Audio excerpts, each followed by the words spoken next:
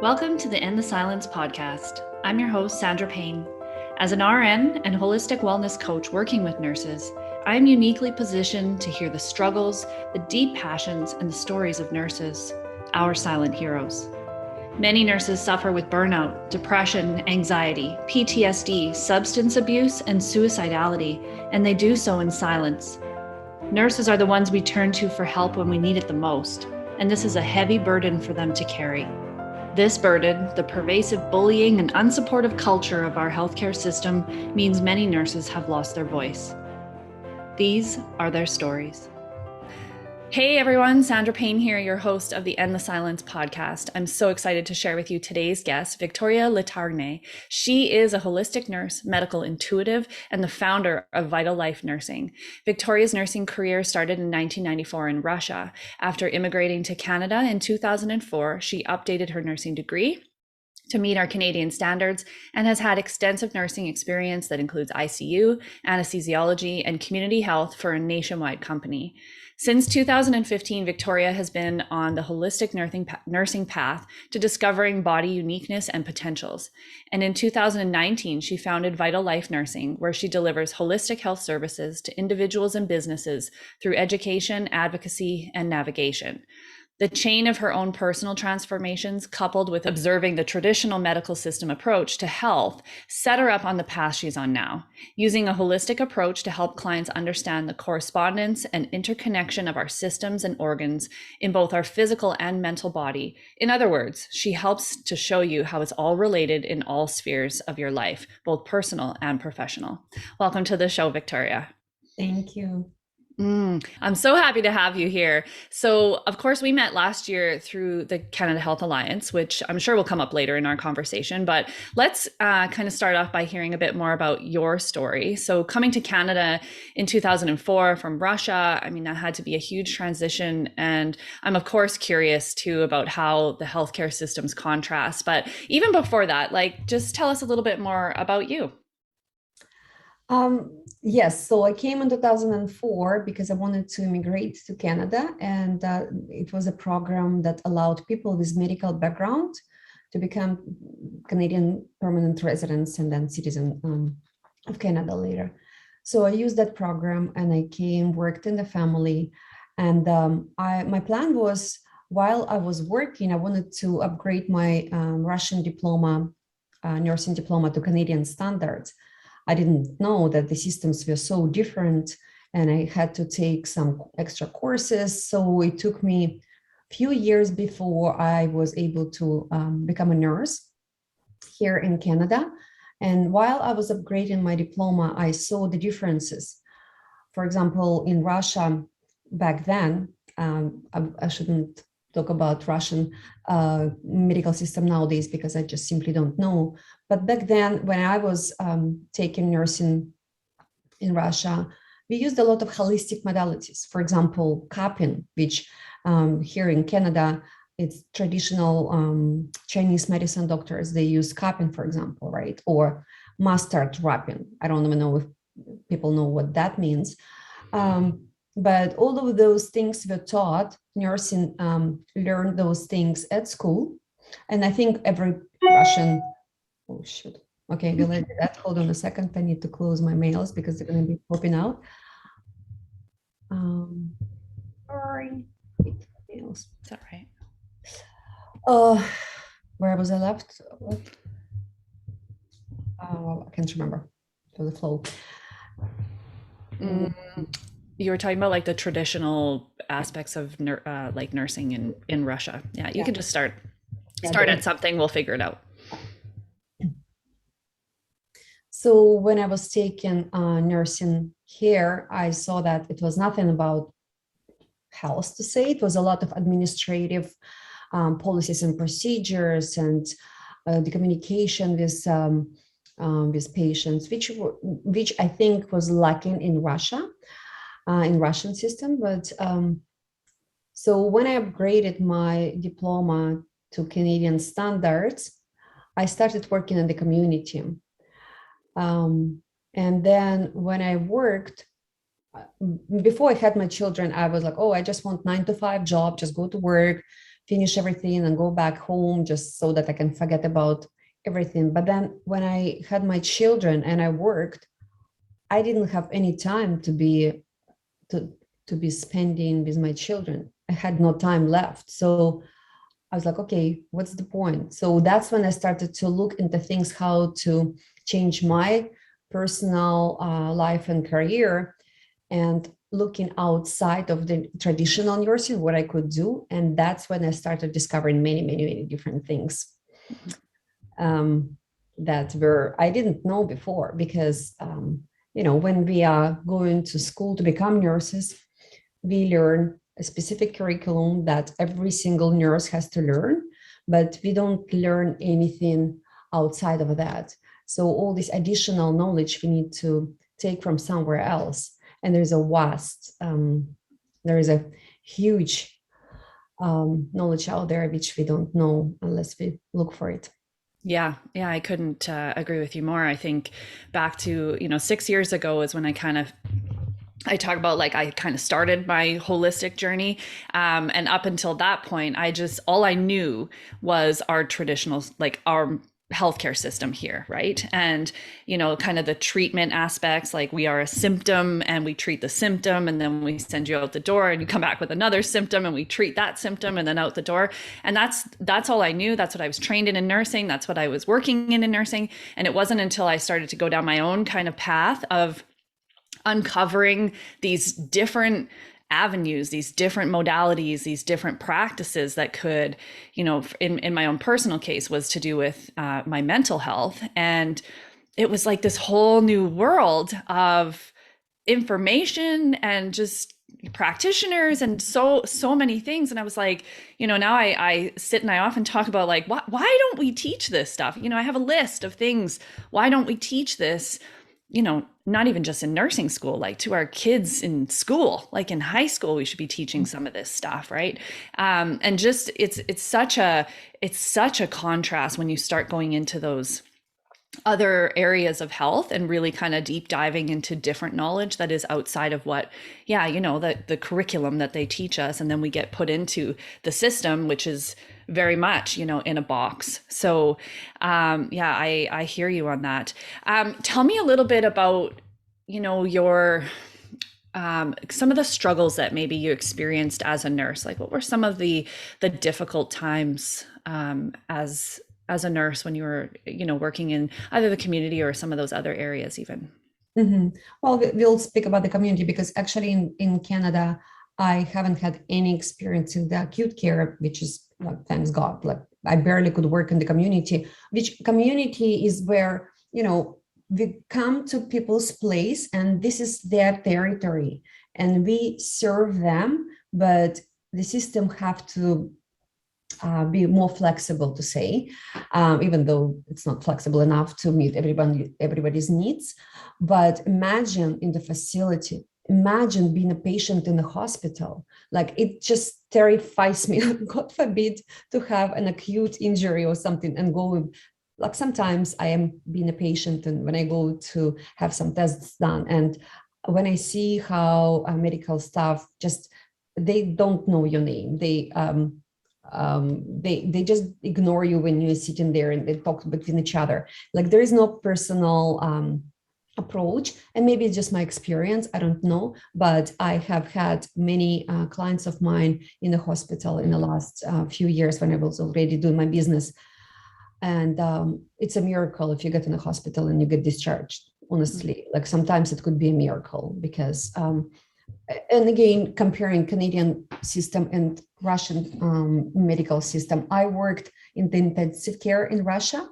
We used modalities that here they're almost unheard of. Like, we had a bariatric chamber for our patients, few of them, and people who were in the intensive care unit were using those oxygen therapy. Here in Vancouver, we have a couple of facilities with hyperbaric chambers, and they are really pricey. If a person wants to get this therapy, one session, I think it's about $300, and you need 10, maybe 20 of them. Whereas in Russia, it was in the hospitals. I know we have one in VGH, but I don't know the requirements and the waiting list. It's probably enormous. So the struggles I had here in the community was all this, the system would not be flexible enough for a patient due to shortage of staff, due to different reasons. And that was a long time ago when I worked in the large national company. It was about 7 years ago. I finished working there. And that was nothing comparing to what it is right now. For example, the community staff could come for 2 hours only, and then they would leave. And the rest, people had to, find other arrangements, for example. Whereas right now, this shift is 45 minutes. So in 45 minutes, a caregiver or community health worker need to provide so many tasks. So you can imagine it's nothing. Look, sitting with a person, for example, I'm talking about elderly care, right? Nobody will sit with the person and talk how your day is. You simply have no time for that. It's just in and out. And of course, it's not the same quality of care. And that's what made me think about private care, because the traditional subsidized care, government care, is not does not meet the needs of elderly. Yeah. Yeah. When you think back to that time when you were doing that work, and, even though you were given even more time back then, but still were struggling to have that quality care and that quality time with the patients, right? To have that personal level of attention and to get to know them, right? Like really, not just in there ticking off the boxes of the skills and the tasks that you have to do, but taking time with the actual human being that is there in front of you. How did you notice that impacting you in your life, like being, not able to provide that kind of care that you wanted to do? And that's when it started with all this holistic approach and vital life nursing idea. Um, when I was working, I started seeing this disconnect, and it didn't make me feel well.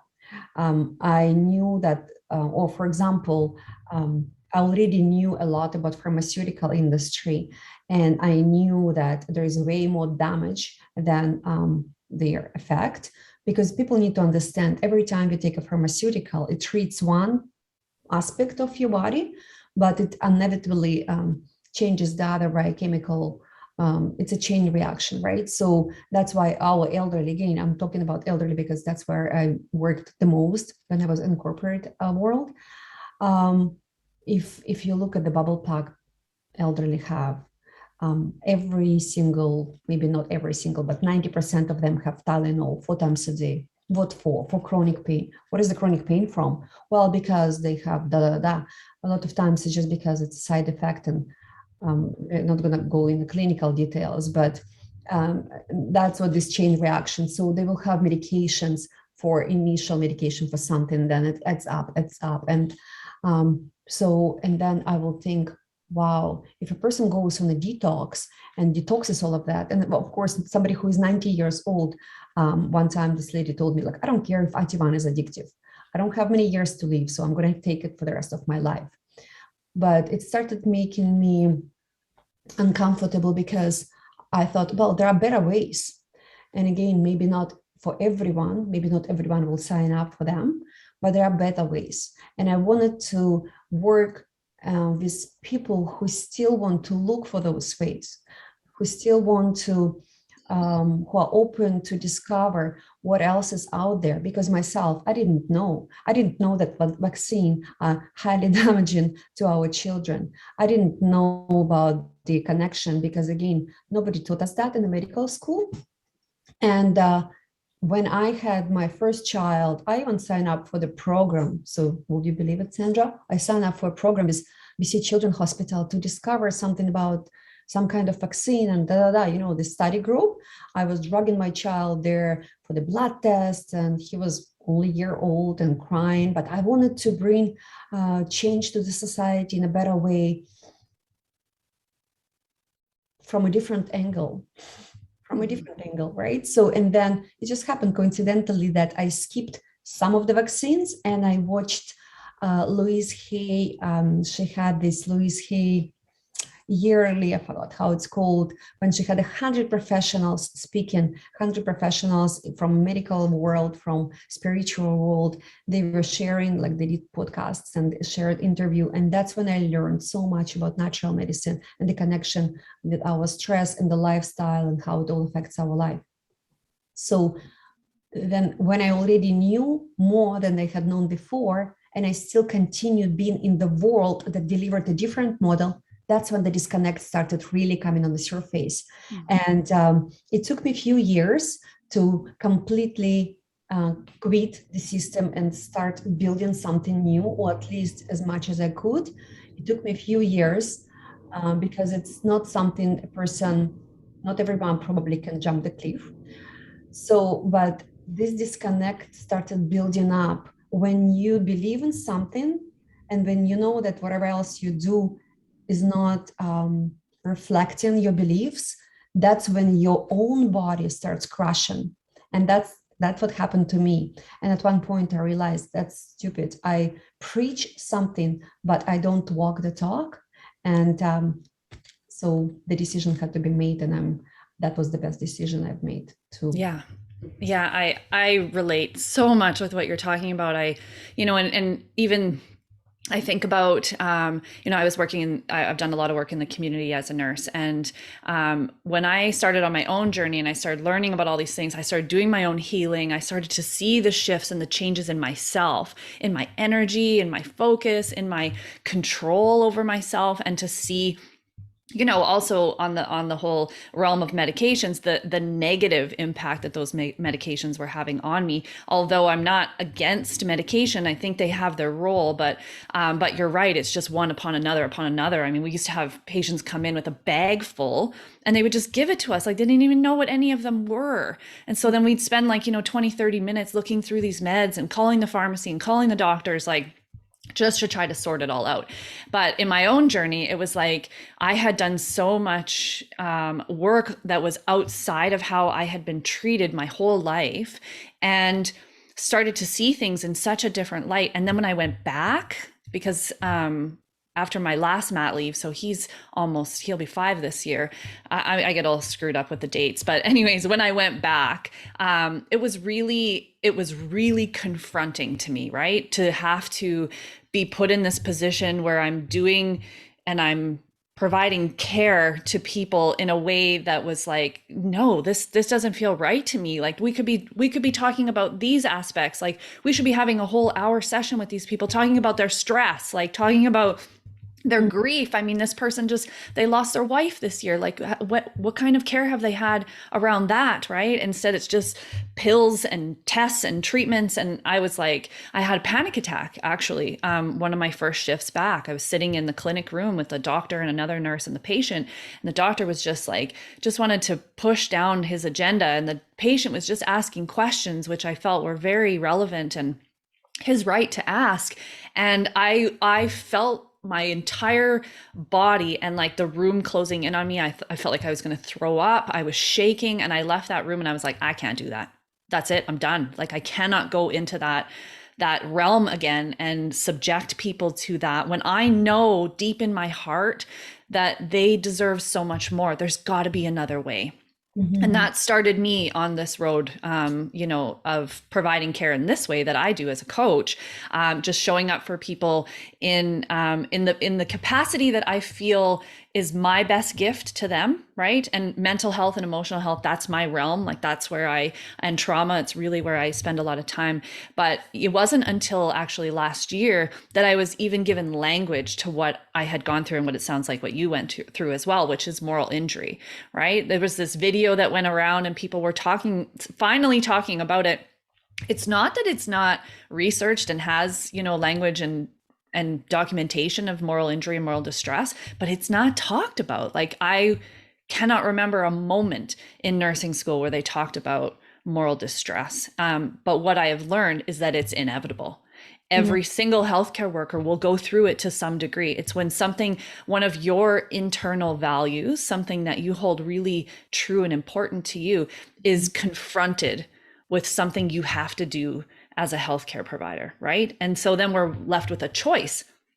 Do I do this thing and sacrifice my values, which we often do, right? Because we have to do this thing. Or do I courageously say, no, I'm not doing that. It doesn't feel right for me. I think we should take another route, another direction. And, even my mind's swirling because I think it's such a hot topic and it's so relevant to so many nurses, even more so today as we're facing like these really moral and ethical dilemmas in healthcare. And, I think back to when I was in the NICU in my first years of nursing, and I was confronted, and I was at a point where I was defiant. Like I was saying to doctors, no, I'm not doing it. No, I'm not doing it. And I was getting a reputation. And then I knew at that point, I was like, I got to get out of here. Like, this is not, an environment for me, but I didn't have language around it. I didn't know that it was even something I could get support with or that there was other options. So I love that this conversation is happening because what I think so many nurses need to know is that they have an option, that you don't have to continue to sacrifice your values in order to be a servant, in order to be a healer and someone who helps support people in their health journey, right? So, I don't know if you have anything to add to that, but it certainly gets me wrapped up. Yes, and I think right now it just happened on a global level, as we could see it on a universal level, not only in healthcare, not only in Canada, not only in North America. It happens everywhere, and they probably have heard anybody who, I don't know, put a little time to get on a spiritual walk, that it's a shift in consciousness right now. It's a global shift in consciousness, and probably some people have started, because consciousnness, it's not something sitting in a jar and then just open the lid and it's an energy which comes. It comes in waves, and then it may kind of like you feel kind of normal again, and then the shift comes, and for some people it started even way sooner. Like, I don't know if you, for example, follow, for example, Lori Ladd. Like, she talks about things which I listened to her talks, and then a couple of weeks later, I'm like, oh yeah, that's what Lori was talking about. So she's like ahead of many of us. She gets those messages, she goes through those changes and shares with us, because when it started 2 years ago, it started quite intense, because it just reached this certain point, I guess, right? But the shift is happening in every single person. However, probably those who do not feel the shift at all, who do not feel any discontent with delivering something they don't believe in, I guess they just believe in what they deliver. Mm-hmm. Because many people see how unethical the medical system has become. I don't know how can you not see. And if you truly don't see, I guess that's just not going to happen. Or maybe you will see it later. I don't know. But there are values which been violated even before 2020, as you were saying, when you went back and the doctor didn't answer the questions of a patient. That it's just so commonly happening. And I have a friend who is a nurse, and right now she's going through some, which I think it's post-vaccine injury. She thinks as well, because she started having some neurological issues, and then right now some heart concerns in her heart. They did an ultrasound and all of that, and they booking her for tests and booking her for some interventions, and they don't even explain to her why.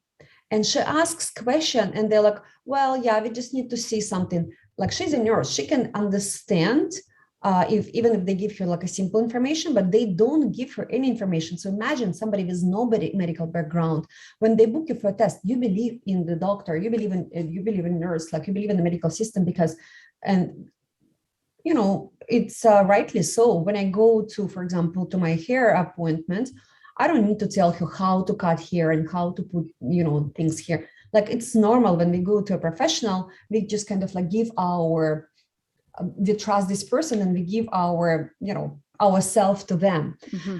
But this shift is happening as well, not only in people serving, but people receiving service.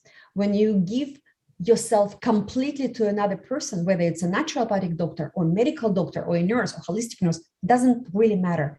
You do not have any responsibility that's when the danger is happening inside of you. And we kind of like gradually came to the private medical system because people believe that medical system should be, and again, we're not going to talk like, political things here, but right now, I believe that the shift is absolutely inevitable for everyone, not only for medical staff, but for patients as well.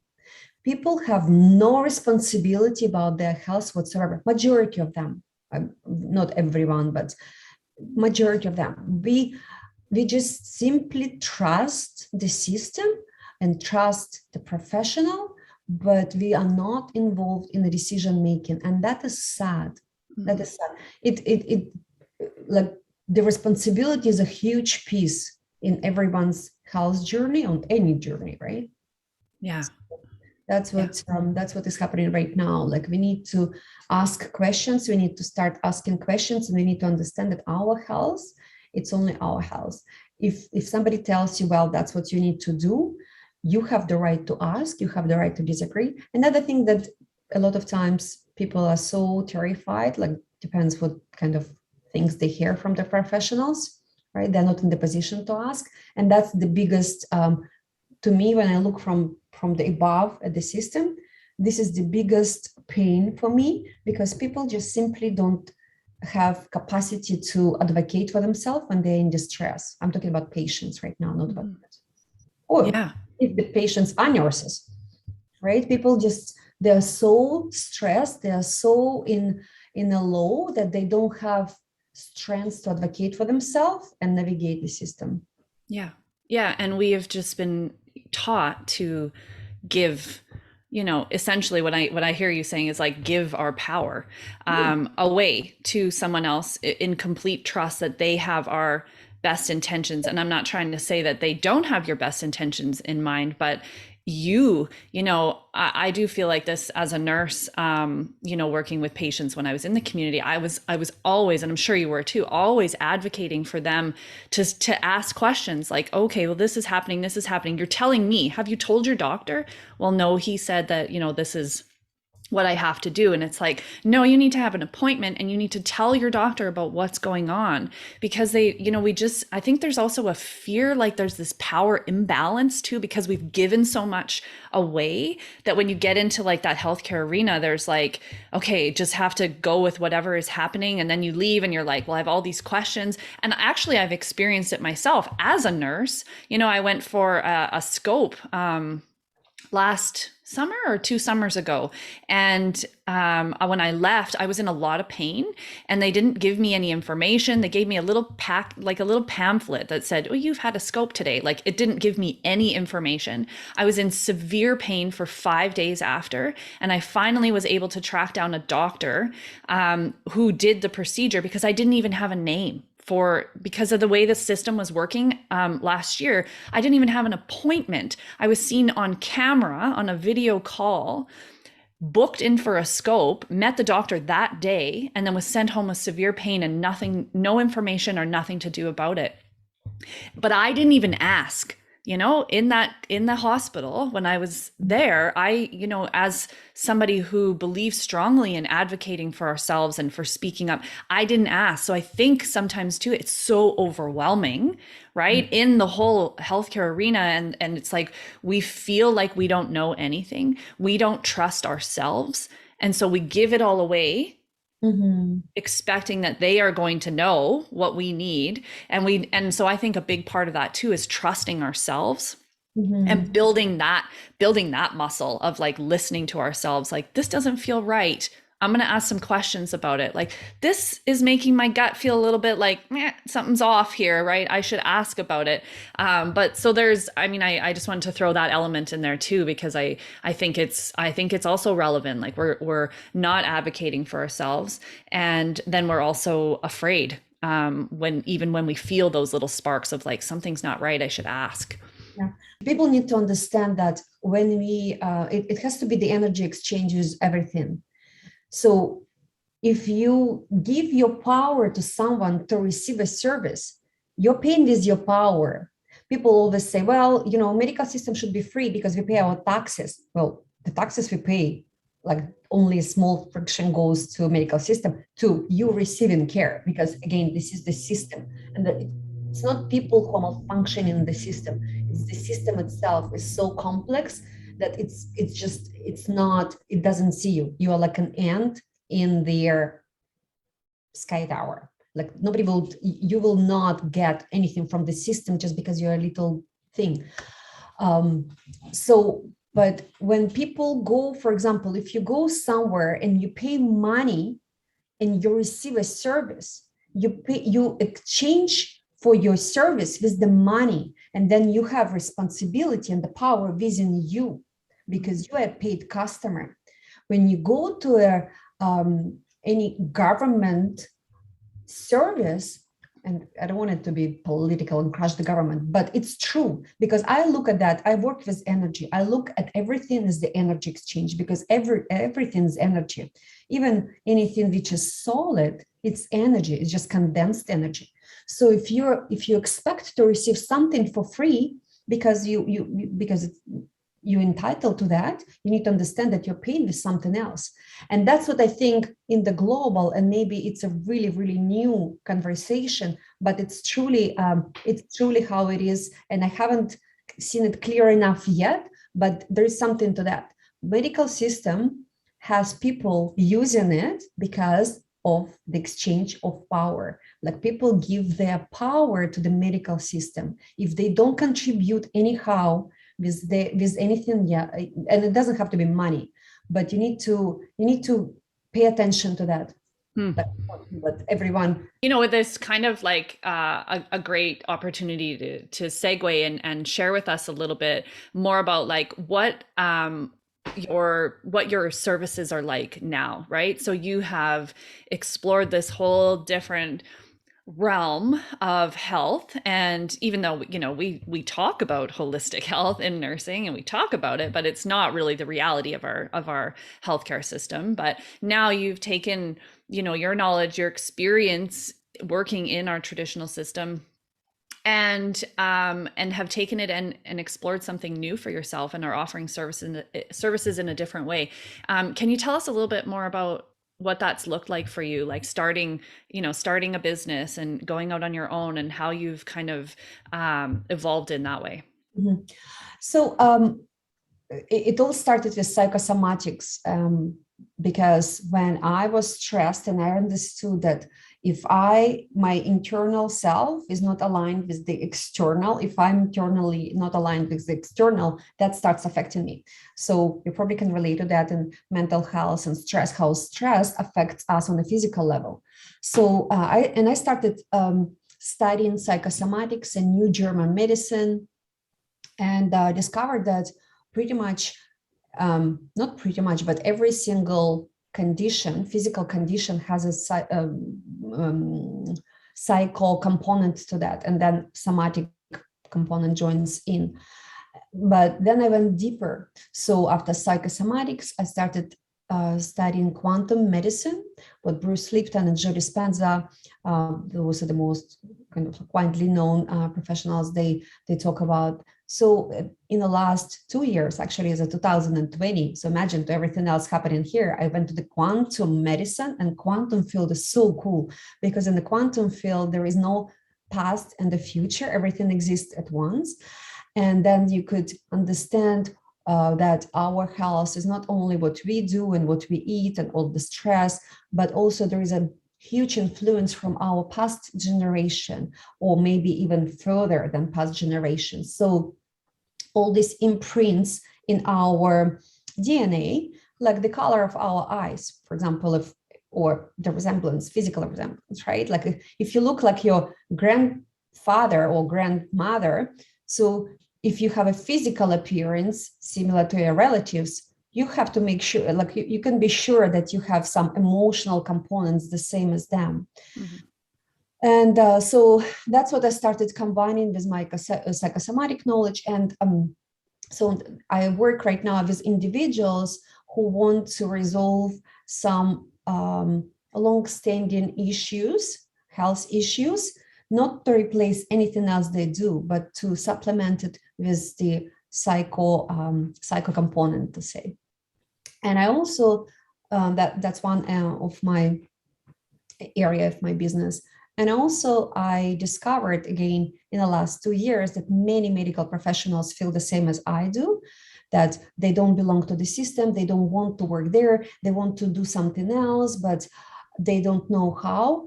And because I built my business in 2019, I started my like solidly my business. I have had business on site with corporate career for many years.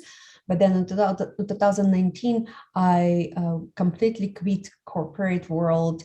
I wasn't even contracted by any other company. I just focused on my own company. And that was before 2020, right? So, and I was able to build it organically. And I thought, well, if I could do it, like if I had been an immigrant and having English as my second language, could build a company that brings, supports my livelihood, and I could help other people do the same. And so that's what I started just building in the last year, the tools and the system for other healthcare professionals who want to build their own business or build their own practice. Because this is something we don't know. How do we know? Because that, unless we have some business degree or anything, but I don't have a business degree. I have a lot of experience and I've trialed a lot. Funny, every time I say to someone that I'm a nurse, they ask me what hospital I work in. And it's been for years. And I'm like, I haven't even worked in the hospital in Canada, but that's the question I get asked. So there's a still understanding in the population that a nurse, it's somebody who works in the hospital and does their, I don't know, delivers pills and gives injections, for example. But it's not true. Mm-hmm.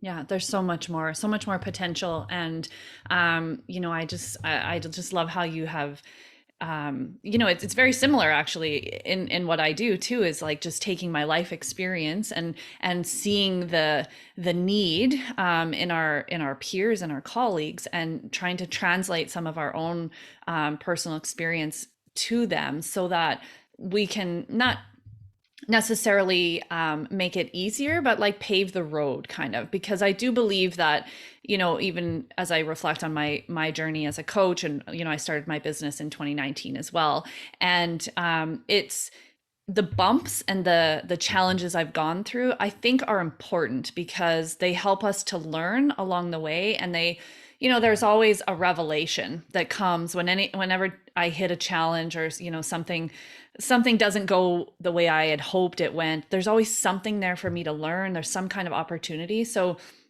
I've looked at there's so many coaches, right? It's really starting to boom as a field. And I think it's a really amazing route for a lot of nurses to transition into, because we're able to provide, health and wellness services to people in a framework that suits us, and that we're able to have this flexibility and this flow to what we offer.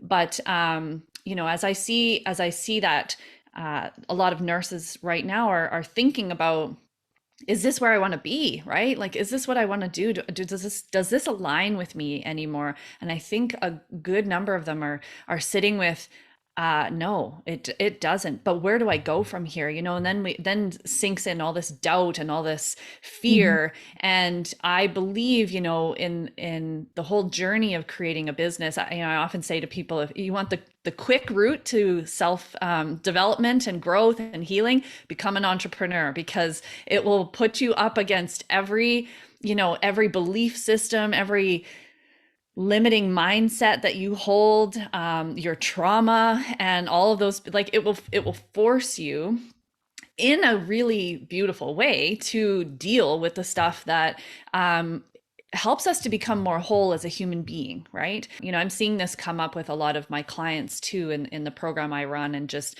them talking about, like, is there other options? Like, maybe I could provide, private respite care. Maybe I could do this kind of nursing, but there's so many layers of fear and doubt, and it's like, how do I take that leap? And so I think that programs like this, where you're kind of setting the stage for them. It's not giving them a roadmap that's like, this is everything you have to do, because a lot of it you have to figure it out on your own, right? But it's like, here's the foundation.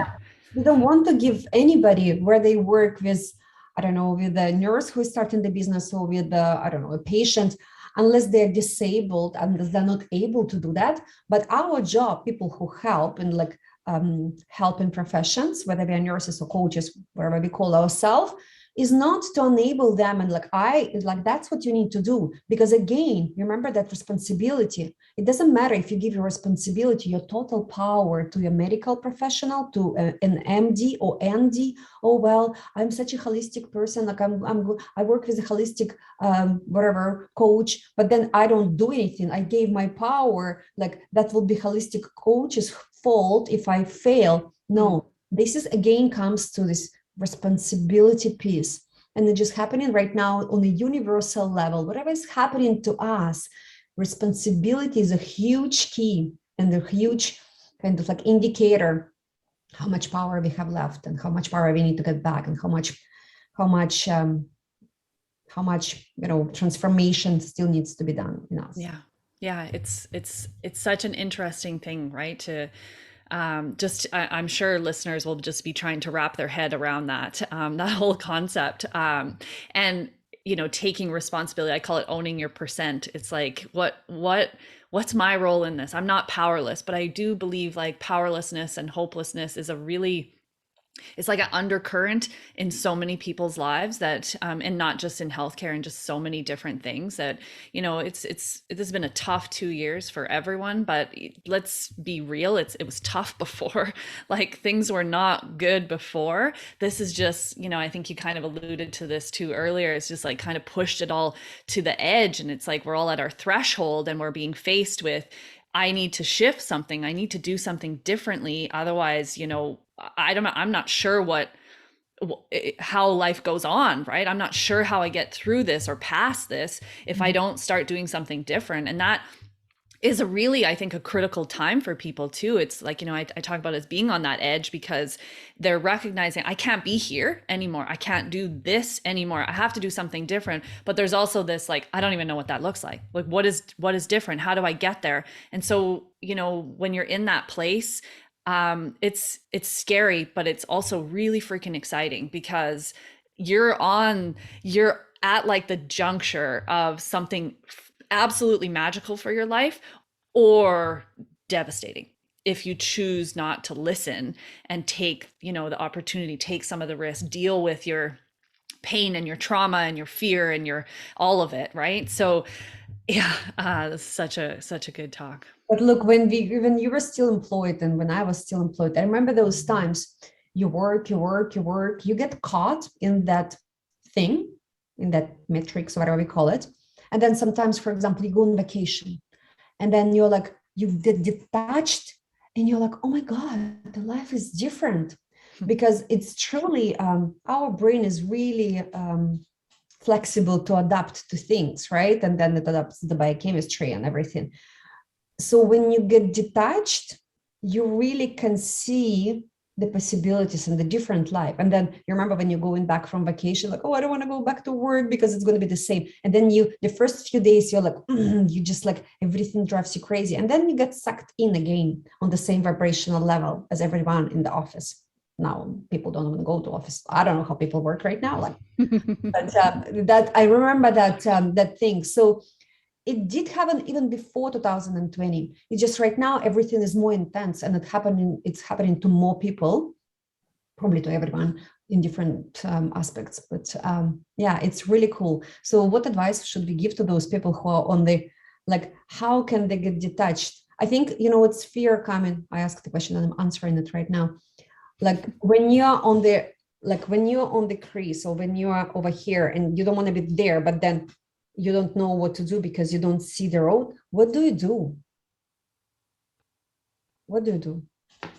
Yeah, it's a great question. I often share this guided visualization. I recorded. It's called the journey through the canyon of hope, and it's something that just came to me as I was reflecting on a time in my own personal journey where I wasn't at the edge, but I could track it back. I was in the base of the canyon, which was where all the dark shit lives. It's where you want to run. You're like, back away, like I don't want to go through this anymore.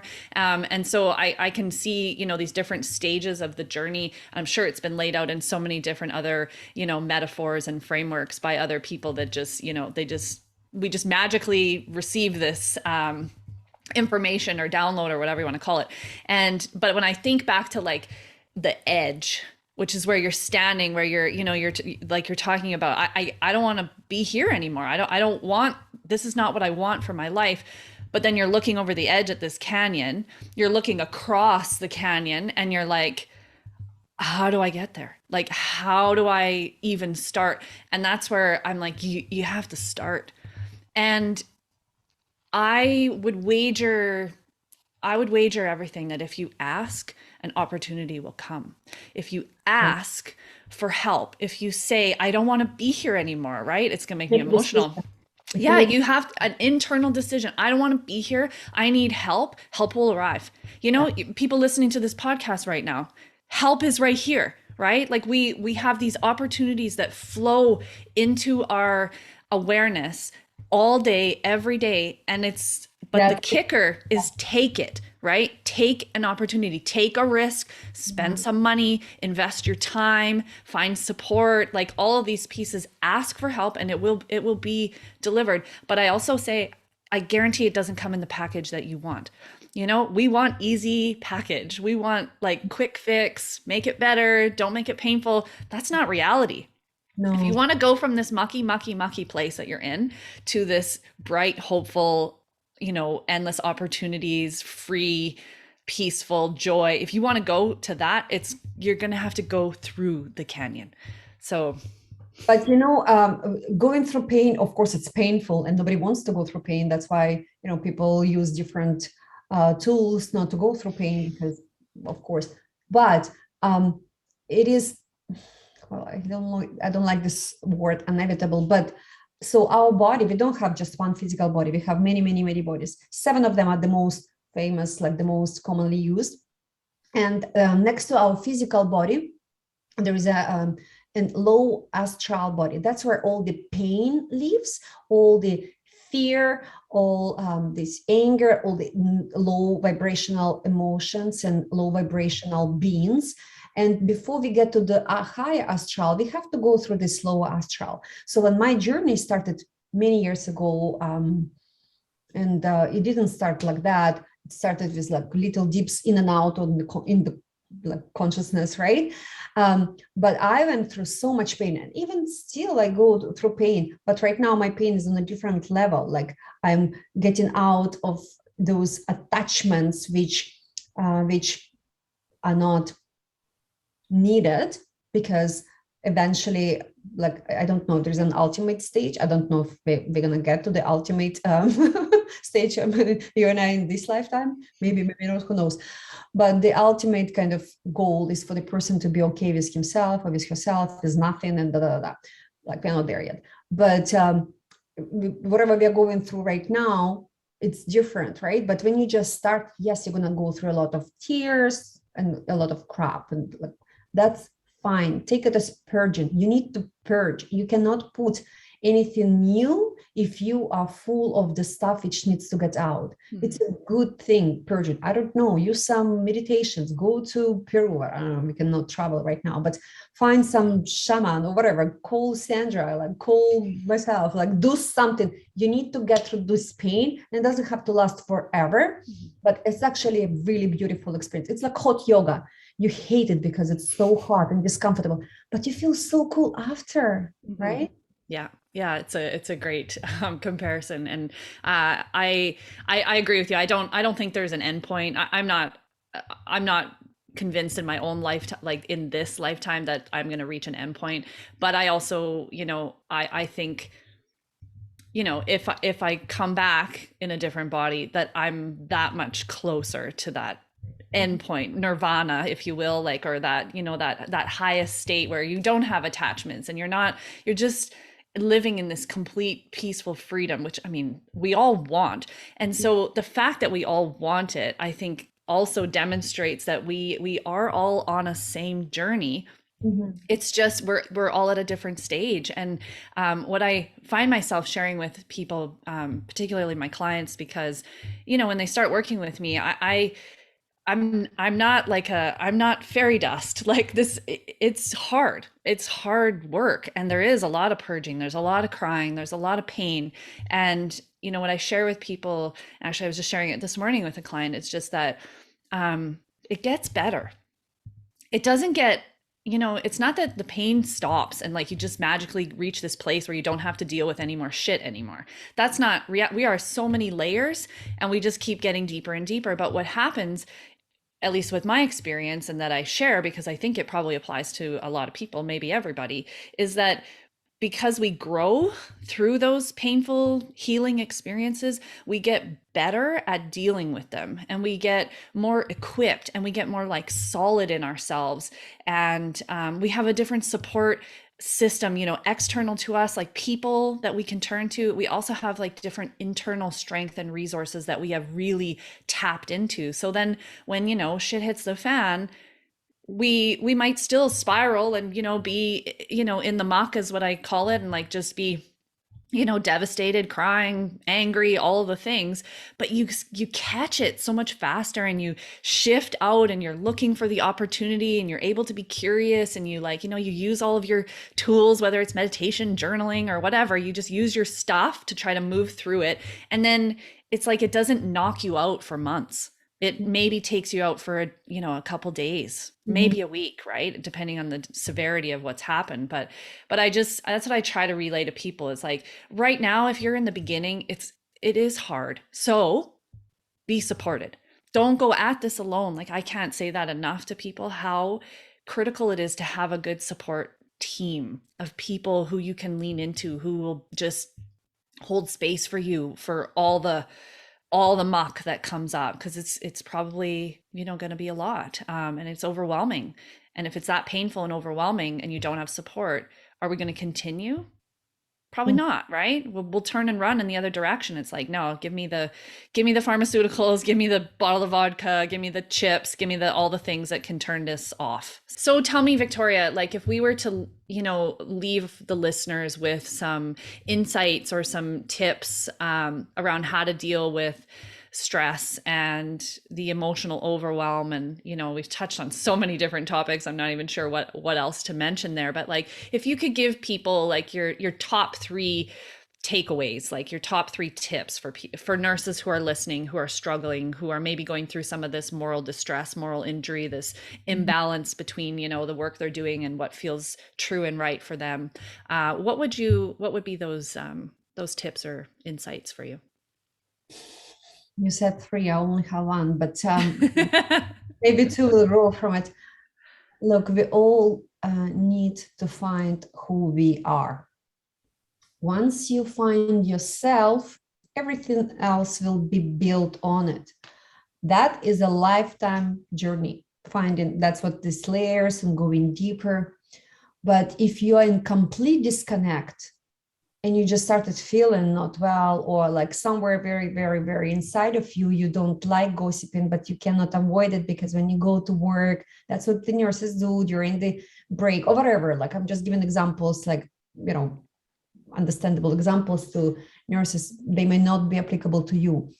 But once you know yourself, once you understand what makes you feel uncomfortable, start looking for what makes you feel comfortable. That will be the beginning of the journey to know who you are. If you already know what you are and what you like, what you don't like, then start building life around that. Again, it's just so multi-layered and multi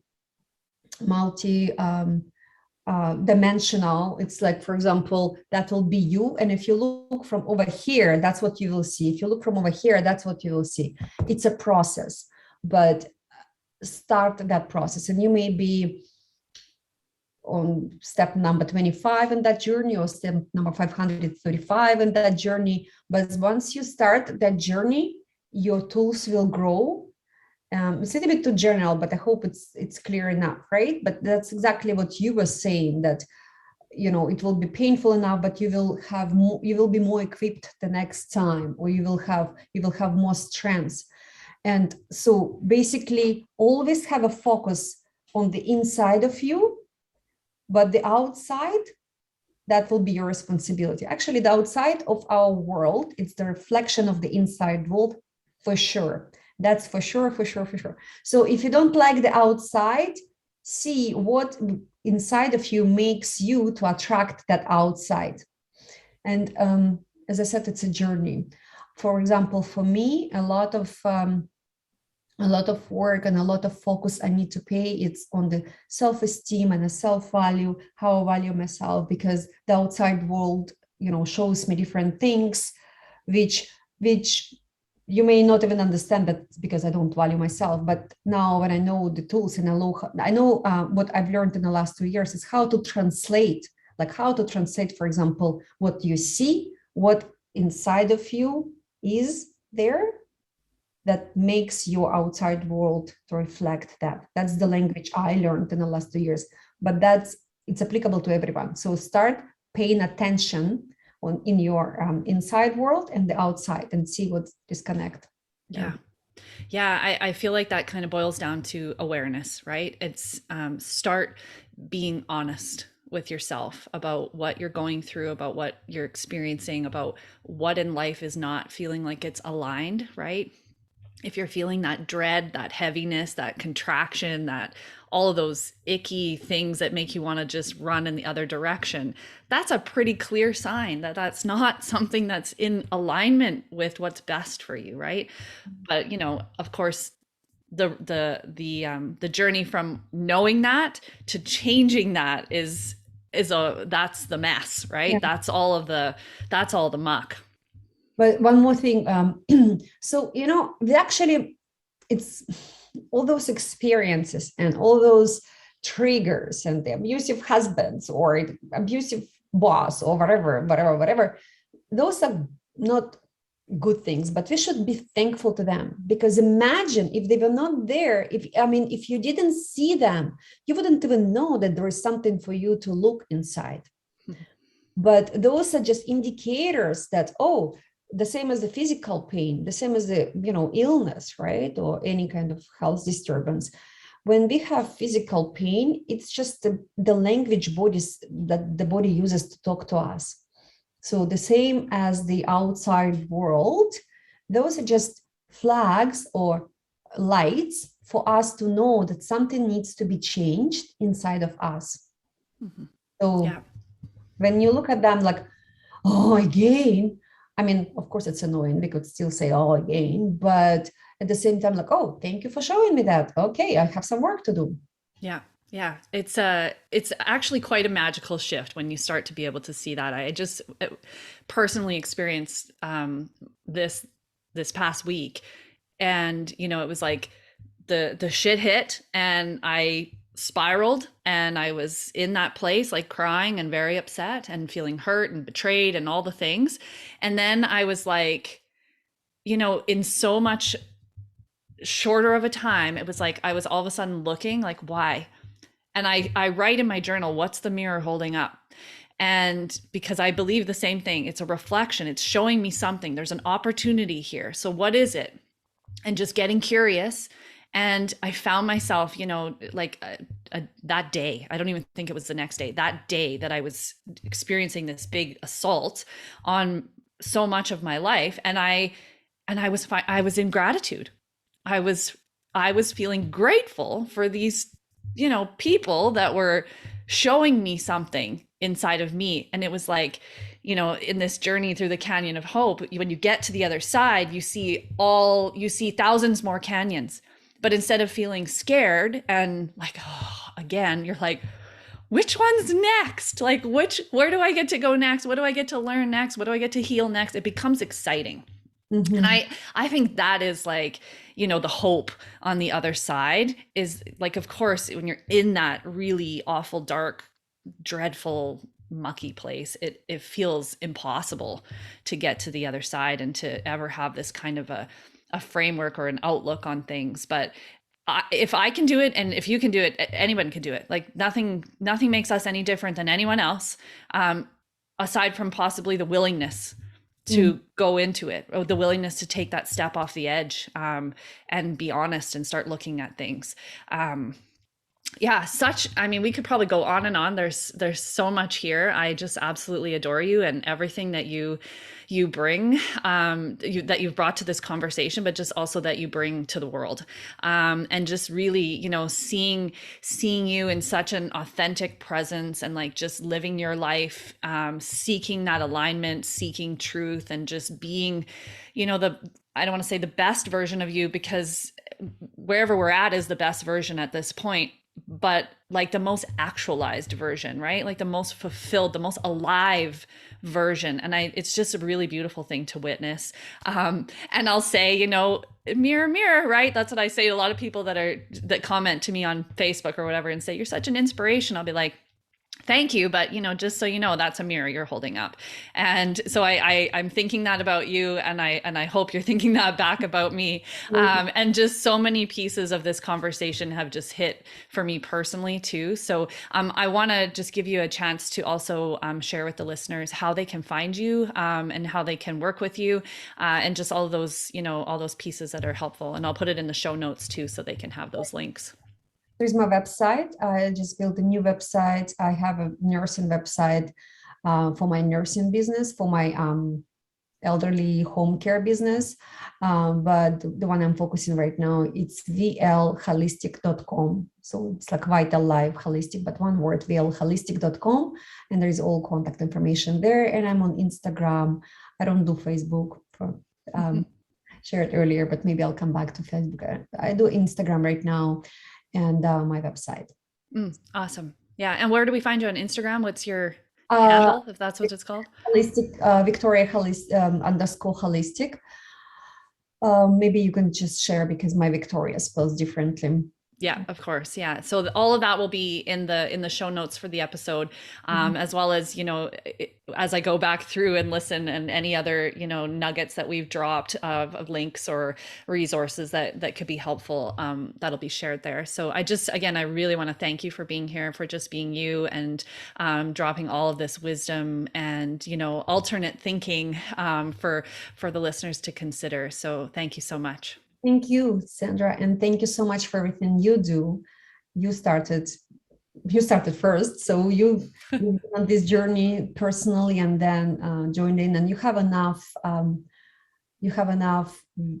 strengths and vision and love to continue walking that way. So I thank you for that. Thank you. I personally want to thank you for taking your time to listen to this podcast. It is my truest honor to sit with these nurses and witness them tell parts of their story.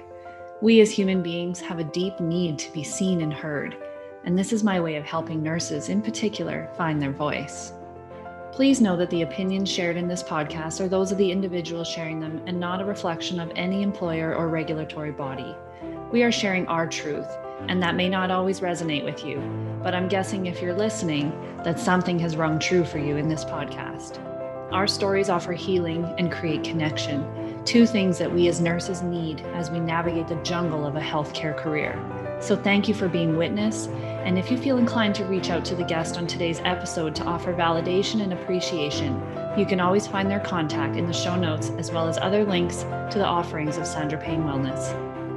If you'd like to be a part of the community, join our private Facebook group, Surviving Nursing. And if you'd like to share your story on the End the Silence podcast, be sure to reach out. When we can come out of the shadows and into our light, we can create the change that is needed. And when we do this work together, we are so much stronger. Thank you for listening.